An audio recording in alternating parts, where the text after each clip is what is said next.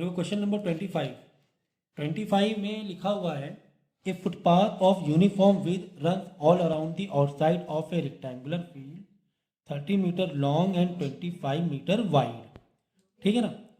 देखो फुटपाथ जो है वो फील्ड के चारों तरफ है, फील्ड बनी हुई है और इसके चारों तरफ यूनिफॉर्म विद का फुटपाथ है, ये ऐसे चारों तरफ। और जो फील्ड है वो फील्ड की सी a footpath of uniform width runs all around the outside of a rectangular field 30 by 24। तो ये हो गया अंदर, ये देखो ये तो फुटपाथ है ना, फील्ड ये फील्ड अंदर वाली, तो 30 बाई 24। ठीक है, ये अंदर का डायमेंशन तुम्हें दिया हुआ है। ये क्वेश्चन बहुत ईजी होते हैं, बहुत ज़्यादा ईजी होते हैं। देखो बाद में क्या लिखा हुआ है, if the path occupies an area of 360 square metre. अगर ये पाथ का एरिया कितना दिया हुआ है 360 स्क्वायर मीटर, तो हमें इसकी विद निकालनी है। चारों तरफ जो विद है ना, ये विद निकालनी है। ठीक है, कोई दिक्कत नहीं है। हमें पता है कि फुटपाथ का जो एरिया निकाला जाता है, जो शेडेड पार्ट का एरिया है, शेडेड पार्ट है ना, शेडेड पार्ट का एरिया कैसे निकालते हैं, मतलब किसी भी फिगर का शेडेड पार्ट का एरिया कैसे निकालते हैं। Area of shaded part, area of shaded part is equal to, बोलो आउटर एरिया या बिगर एरिया, कुछ भी कह लो, outer area minus plain area या इनर एरिया। ठीक है ना, इनर एरिया। ऐसे तो निकालेंगे, बड़े में से छोटा वाला काट के फेंक दो तो बचे क्या, ये ऐसा टुकड़ा बचेगा, है ना, विद के टुकड़ा वही हो गया बस। तो area of shaded part is equal to, shaded part का एरिया निकालने के लिए बड़ा वाला एरिया नहीं, बड़ा आउटर का एरिया माइनस अंदर का एरिया माइनस कर दो, शेडेड वाला आ जाता है।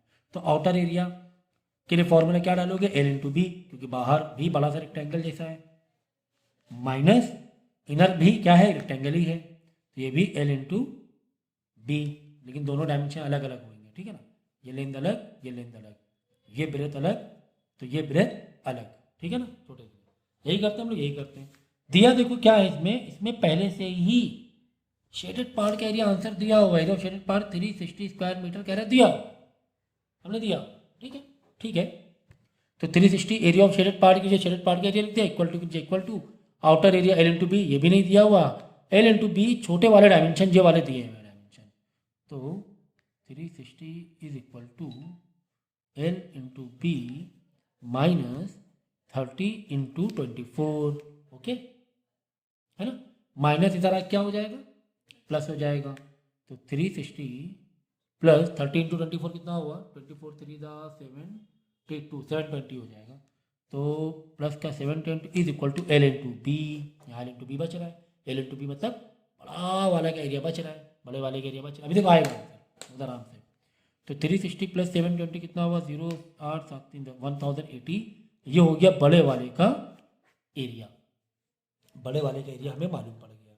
ठीक है, देखो हमें ये विड्थ कैसे मालूम पड़ेगी, मालूम है हमें विड्थ कैसे मालूम पड़े, देखो जैसे ये दिया हुआ है 30, अगर हमें ये वाली विड्थ मिल जाए, जैसे समझो वाली विड्थ आ गई 36, बड़े वाले का लेंथ मिल गया 36, तो समझो ये कितना हो गया, 3 इधर हो गया, 3 इधर हो गया, 3 3 6 30 प्लस 6 36 हो जाएगा। कुल मिला के बड़े वाले की अगर लेंथ मालूम पड़ जाए और छोटे की लेंथ हमें मालूम है, तो ये विड्थ मालूम पड़ जाएगा। ये कहानी थी। तो बड़े वाले का हमें एरिया पता चला है, एल इंटू बी, यानी एल हमें अभी ना एल मालूम पड़ा ना हमें ब्रेथ मालूम पड़ा है, सही है ना, हमें एरिया मालूम, हमें पूरे कंपोजिशन मालूम पड़ा है, L into B is equal to 1080 आ रहा है। ठीक है, चलो अच्छा अब ये देखो जरा कि जो शेडेड पार्ट है, शेडेड पार्ट कितना दिया था, 360 दिया था, और यहाँ पे जो अंदर का एरिया जो तुम्हें दिया था वो 720 दिया था, मिलाकर पूरा एरिया मिला के कितना आ गया, 1080 आ गया। ठीक है, अब यहाँ तो तुम अगर लेंथ निकालोगे तो यहाँ पे ब्रेथ को अब तुम डिवाइड में भेज सकते हो, या ब्रेथ निकालोगे तो लेंथ को डिवाइड में भेज सकते हो। ठीक है, अब ध्यान से देखो, अब इसी को हम लोग कंटिन्यू कर रहे हैं। देखो 1080 इज इक्वल टू, अच्छा ये जो एल है एक्चुअली में ये एल क्या है बताओ, व्हाट इज दिस, ये जो एल है बड़ा वाला ये क्या है, ये छोटा वाला एल प्लस देखो ये विड्थ को मान लो एक्स, क्या मान लो एक्स, एक्स, ये सब क्या हो गए, विद एक्स हो गए। देखो छोटा वाला एल प्लस एक्स मिलके तो बड़ा वाला एल मिल रहा है। बड़ा एल कैसे मिल रहा है, बड़ा एल इज इक्वल टू बड़ी वाली लेंथ इज इक्वल टू छोटी वाली लेंथ 30 प्लस एक्स, तभी जाके बड़ी वाली लेंथ हो रही है ना। तो प्लस एक्स यानी एल है 30 प्लस 2x, यही तो बड़ी लेंथ हुई। बड़ी लेंथ क्या हुई, 30 प्लस एक्स।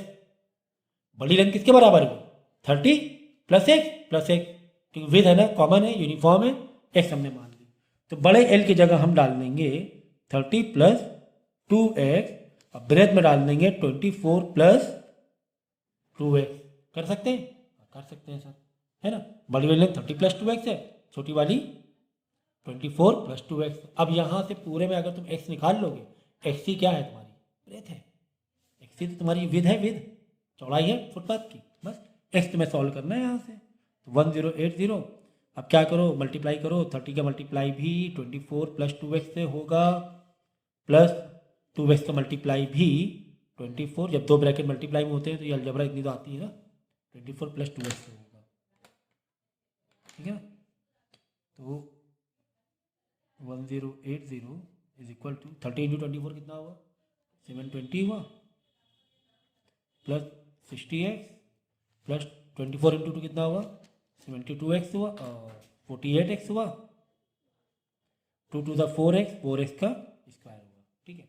एक क्वाड्रेटिक इक्वेशन निकलेगी, x की दो वैल्यू आने वाली हैं, 60 प्लस 48 यहाँ रख दो, 1080, 64x स्क्वायर को रीअरेंज कर लो, ठीक है, प्लस 60 प्लस 48 कितना हुआ बोलो, 108x प्लस 720, ठीक है ना। मैंने क्या किया, जस्ट रीअरेंज किया है, लेफ्ट राइट नहीं किया है, 4x स्क्वायर को मैंने सरका के यहाँ रख दिया है इसको इधर, ताकि क्वाड्रेटिक इक्वेशन जैसी दिखे। लेकिन अभी भी 1080 यहाँ बच्चा चल रहा है, उधर भेज के उसको माइनस करा दो, तो 108 उधर जाके माइनस होगा, आंसर माइनस में आएगा। तो 720 माइनस वगैरह तो आएगा तुम्हारा 360 आएगा मेरे ख्याल से, हाँ 360 आएगा, ये आ गया। अब क्या करो, क्वाड्रेटिक इक्वेशन दिख रहा है, क्वाड्रेटिक इक्वेशन की वैल्यू में सॉल्व करना आना चाहिए। सबको डिवाइड बाय 4 कर दो, क्योंकि सभी टर्म डिवाइड बाय 4 हो सकते हैं, ठीक है। ये सब छिड़कानी तुम अपनी मर्जी से कर सकते, लेकिन सारे टर्म में करना पड़ेगा। सर कर ही क्यों रहे, डिवाइड बाय 4 कर ही क्यों रहे, जिससे कि इक्वेशन क्या बन जाए, थोड़ी छोटी बन जाए, है। तो बड़े बड़े नंबर दिख रहे हैं तो क्वाड्रेटिक मारने में, फैक्टराइज करने में आपको दिक्कत होगी, है ना, तो थोड़े छोटे हो जाएंगे। तो ये तब कर सकते हैं जब सारी इक्वेशन में वो चीज़ पॉसिबल हो, और सारे टर्म में सब वो पॉसिबल हो। ये भी 4 से डिवाइड हो रहा था, ये भी 4 से डिवाइड हो रहा था, ये भी 4 से डिवाइड हो रहा है, 0 4 से डिवाइड तो 0 ही होगा। तो ये हो जाएगा एक्स स्क्वायर, 4 2 ज़ा 8, 2 4 7 ज़ा 727x 90, ये आ गया। अब क्या करोगे, इसको फैक्टराइज कर लोगे, एक्स की दो वैल्यू आ जाएगी, नेगेटिव वाली वैल्यू को अवॉइड कर देना, लेंथ ब्रेथ नेगेटिव में तो हो नहीं सकती है, और एक्स की जो पॉजिटिव वैल्यू आएगी वो तुम्हारी ब्रेथ होगी। आई बात समझ में, कितना आसान था, बस एक फैक्टराइजेशन लग रहा है, तुमने कॉन्सेप्ट लगाया। कॉन्सेप्ट क्या लगा, स्टार्टअप वही था, area of shaded part is equal to outer area minus inner area, outer के लिए बड़ा वाला एल इंटू बी, बड़ा वाला एल बड़ा वाला बी, इनर के लिए छोटा वाला एल बी, छोटा वाला दिया था, बड़ा दिया ही नहीं था, कोई बात नहीं, सबको उधर भेजा, एल इंटू बी आ गया 108। अब एल इंटू बी को, एल को हमने छोटा प्लस विद कर दिया, है ना। क्या किया, कैपिटल एल को क्या किया, छोटा वाला एल प्लस एक्स मतलब प्लस 2x कर दिया। तो बड़े वाले एल की जगह 30 प्लस 2x कर दिया, बड़े वाले ब्रेथ की जगह 24 छोटी ब्रेथ प्लस एक्स 2x, ऐसे तोड़ दिया हमने। और एल इंटू बी तो मतलब this bracket multiply this bracket. अब बाकी मल्टीप्लाई करना आता है, लास्ट में फैक्टराइज आ जाएगा, फैक्टराइजेशन आपको करना आता है, ये आपने किया ही हुआ है शुरुआत के चैप्टर में। इसीलिए मैथ के चैप्टर में जो सीक्वेंस दिए होते हैं, यही वजह यही होती है कि पता चला फैक्टराइज हम बाद में पढ़ा है, चैप्टर बाद में हो, एरिया पहले हो, तो कैसे सॉल्व करोगे, इसीलिए फैक्टराइज हम लोग पहले कर चुके हैं, ठीक है। देखो 26 वाला बहुत इंपॉर्टेंट क्वेश्चन है। 26 में लिखा हुआ है, a wire when bent in the form of square enclose an area of 484 square metre. कह रहे हैं कि अगर हम इसको स्क्वायर, मतलब एक वायर उसको अगर स्क्वायर शेप दे दें, ऐसे दे दें, तब इसका एरिया कितना आ रहा है, तब इसका एरिया आ रहा है 484 स्क्वायर मीटर। Okay sir. इसके बाद लिखा हुआ है, लिखा है find the largest area enclosed by the same wire were bent to form equilateral triangle और rectangle। कह रहे इसी वायर को अभी हम स्क्वायर बना रहे हैं तो 484 स्क्वायर मीटर निकल रहा है, स्क्वायर बना रहे हैं तो इसी को अगर हम इक्विलेटरल ट्रायंगल बना दें तो एरिया कितना होगा, इसी को अगर इक्विलेटरल ट्रायंगल बना दें तो एरिया कितना होगा, और इसी को अगर रेक्टेंगल बना दें तो एरिया कितना होगा। ठीक है, वायर है, वायर से कुछ भी शेप बनाओ अलग अलग। ठीक है सर, इक्विलेटरल ट्रायंगल पहले पूछे तो आ जाओ भाई, पहले इक्विलेटरल ट्रायंगल में आ जाओ भाई। हमने क्या था, इक्विलेटरल ट्रायंगल का हमने फॉर्मूला याद किया हुआ था कि equilateral triangle, area of equilateral triangle is equal to √3/4 into side का स्क्वायर, इक्विलेटरल ट्रायंगल का एरिया। ठीक है, लिख दिया।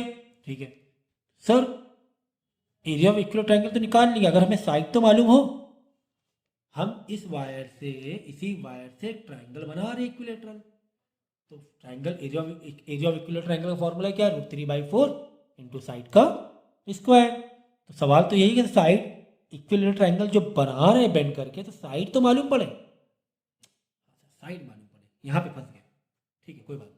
देखो हमारे पास वायर था, उसी वायर से हम लोग क्या बना रहे हैं, स्क्वायर बना रहे हैं, उसी वायर से हम लोग क्या बना रहे हैं, ट्रायंगल बना रहे हैं, उसी वायर से रेक्टेंगल में बना रहे हैं। तो वायर की जो लेंथ है वो तो सेम ही है ना, तीनों फिगर के लिए वायर की जो लेंथ है वो तीनों फिगर के लिए क्या है, सेम है।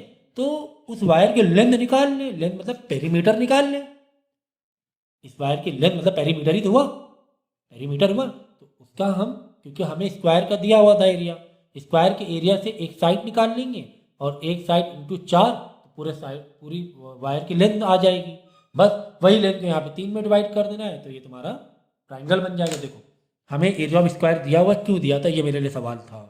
तो area of square is equal to, हम क्या करेंगे, हमारे पास जो इन्फॉर्मेशन गिवन होती है, देखो पूछा गया है एरिया ऑफ इक्विलेटरल ट्रायंगल, तो सवाल ये है, हमारा ट्रिकी माइंड होना जरूरी है कि एरिया ऑफ स्क्वायर दिया ही क्यों है। ठीक है, ट्रिकी माइंड है, लगा के देखते हैं। Area of square is equal to side का स्क्वायर, फॉर्मूला हमारा एरिया ऑफ स्क्वायर के नीचे एरिया ऑफ स्क्वायर लिखा, 484 लिखा, इज इक्वल टू साइड का स्क्वायर। यहाँ से स्क्वायर हटाएंगे तो ये अंडर रूट में चला जाता है।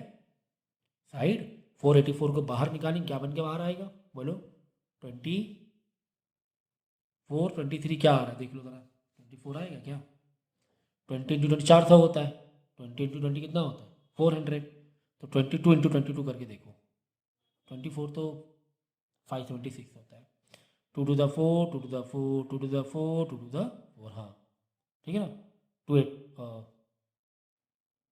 to the 4 2 to the 4 2 to the 4, ठीक है, 484 आ गया, प्लस 22 आ गया।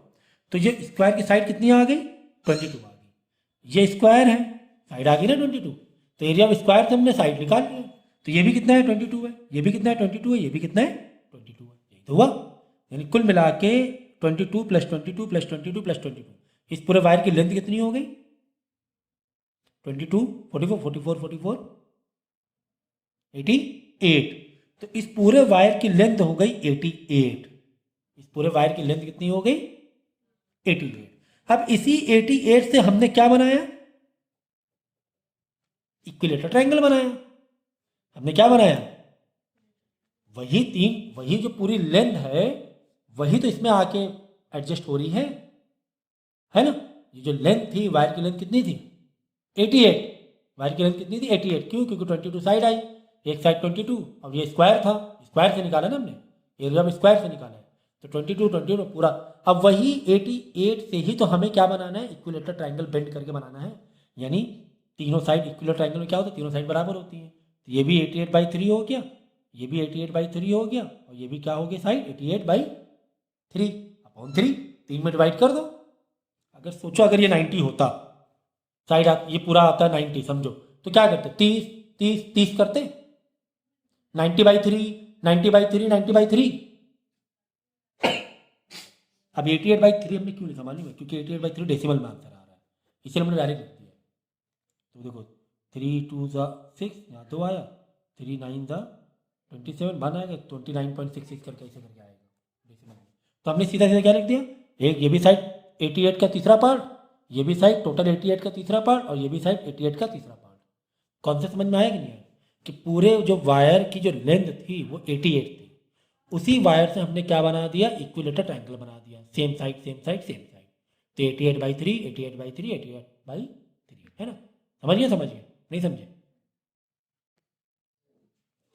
ठीक है, बस लो आ गया तुम्हारा साइड, 88/3 साइड आ गया। हमें equilateral triangle, area of equilateral triangle निकाल रहे थे, √3/4 इंटू साइड का स्क्वायर, साइड आ गया ना 88/3, बस √3/4 इंटू 88/3 इंटू 88/3, क्योंकि साइड का स्क्वायर है। समझ गए?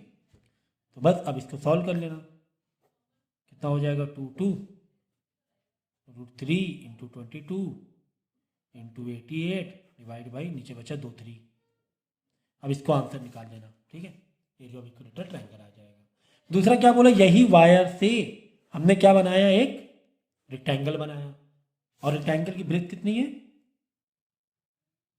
ब्रेथ दिया हुआ है 16 मीटर की, कितना दिया हुआ है, ये 16 मीटर दिया हुआ है, मतलब ये 16 मीटर, तो ये भी 16, ठीक है। 32 तो इसी में खप गया, पूरा तुम्हारा वायर कितना था, पूरे वायर की लंबाई 88 थी, 88 में 16 + 6 32 तो इधर ही खप गया ना, है ना। 6 8 में 3 के 5 56 बचा। अब कितनी लेंथ बची वायर की, 56 में अब इसको भी आधा आधा बांट दो, 27 28 28 56 हो गया। कॉमन सेंस है ना। रेक्टेंगल की ब्रेथ दी हुई थी 16, तो ये 16 ये भी 16, टोटल वायर तुम्हारा 88 सेंटीमीटर का है। टोटल वायर कितने का, 88 का। 16 16 यहाँ खप गए, तो ये कितना बचा, टोटल बचा 56, 32 तो चला गया ब्रेथ में, 88 में 32 हटाया बचा 56, 56 में ये मतलब डिवाइड आधा आधा कर दो, ये 28 ये 28 56 हो गया, मतलब चारों को प्लस करोगे 88 आ जाएगा। बस अब एरिया निकालना है, एरिया ऑफ रेक्टेंगल निकालना है, मतलब बताना है क्या हमें, मुझे लगता है नहीं तो बताना चाहिए, ठीक है ना। निकाल लिया 28/16 एरिया ऑफ रेक्टेंगल। तो वायर बेंट वाले भी आते हैं, बहुत ईजी होते हैं, वो किसी तरह की वो नहीं है, ईजी होते हैं। तो यहाँ पर थोड़ा कॉन्सेप्ट लगाना था कि एरिया ऑफ स्क्वायर में क्यों दिया था, वो क्रिटिकल तुम्हें दिमाग रहना चाहिए कि यार पूछा गया है एरिया ऑफ इक्विलेटर ट्रायंगल, दिया गया है एरिया ऑफ स्क्वायर, क्यों दिया गया है। अब एरिया ऑफ इक्विलेटर ट्रायंगल दिया तो पूछा तो गया है भाई साहब, साइड दे ही नहीं, साइड दी ही नहीं है सर। बस यहाँ पर ट्रिकी माइंड होता है आपका कि यार ये जो गिवन है एरिया ऑफ स्क्वायर क्यों गिवन है, वहाँ से तुम्हें दिमाग लगाना पड़ता है, वहाँ से फॉर्मूला मेकअप करो, फॉर्मूले के नीचे टर्म के नीचे टर्म की इन्फॉर्मेशन लिखो, वहाँ से साइड मिली, वहाँ से साइड मिली तो चारों साइड को फिर हमने प्लस कर दिया, और वहाँ सारी चीज़ें निकल आई हैं, मैंने पूरे वायर के पेरीमीटर निकल आया, फिर वही पेरीमीटर को यहाँ पे 3 पार्ट में बांट दिया, यहाँ पे वही पेरीमीटर को 4 पार्ट में बांट दिया, ठीक है। अब यहाँ पे देखो एक ट्रेपेजियम दिया हुआ, इसका एरिया तुम्हें निकालना है, ये भी बहुत ईजी होते हैं और एग्जाम में आती ही इस टाइप के, ये बहुत ईजी वाले क्वेश्चन आते हैं एग्जाम में। देखो एरिया ऑफ ट्रेपेजियम निकालना है, तो एरिया ऑफ ट्रेपेजियम फॉर्मूला तो मालूम होना चाहिए ना, क्या होता है formula, half into sum of parallel side, यही होता है ना, सम ऑफ पैरेलल साइड फिर इनटू हाइट, ये होता है एरिया ऑफ ट्रेपेजियम का फॉर्मूला। तो हाफ इनटू, अब सम ऑफ पैरेलल साइड, ये देखो पैरेलल है, यानी 12 + 20 12 + 20 इनटू हाइट, हाइट के लिए 90 डिग्री होना ज़रूरी है, पैरेलल साइड के बीच में जो हाइट निकालोगे उसके लिए 90 डिग्री होना तभी हाइट माना जाएगा। इसको हाइट ना ले लेना भाई, ये हाइट नहीं है, हाइट ऐसे आएगी, ठीक है ना। मैं बना रहा हूँ यहाँ पे ट्रेपेजियम, देखो 12 20 10 10 10, ये भी तुम्हें दिया हुआ 10, हाइट नहीं दी गई है और फॉर्मूला मांग रहा है हाइट, तुम्हें फॉर्मूला तुम्हें हाइट मांग रहा है, तो हम क्या करेंगे, देखो इसको यहाँ से एक परपेंडिकुलर मार लेंगे, आप बोलो लो सर परपेंडिकुलर मार लिया, हाइट मिल गई, तो मिली कहाँ अभी लेंथ हमें, तुमने परपेंडिकुलर बनाई है, अब इसका डायमेंशन थोड़ी ना मिला कितनी है ये, फिर यहाँ से भी बना लो, ठीक है। तो ये दो पैरेलल साइड है ना, ये बराबरी रहने वाले हैं, ठीक है ना। अब देखो, अब देखो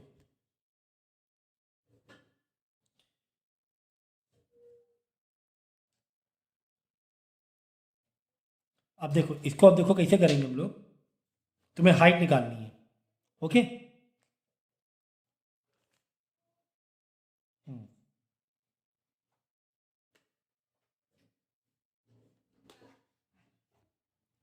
ठीक है, अब देखो यहाँ पे देखो, ये भी 10 दिया हुआ है और ये भी दिया हुआ है 10।